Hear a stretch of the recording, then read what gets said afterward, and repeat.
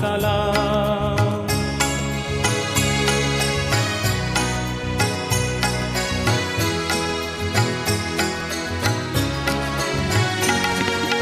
মায়ের ভাষায় কথা বলাতে স্বাধীন আশায় পথ চলাতে হাসি মুখে যারা দিয়ে গেল প্রাণ সেই স্মৃতি নিয়ে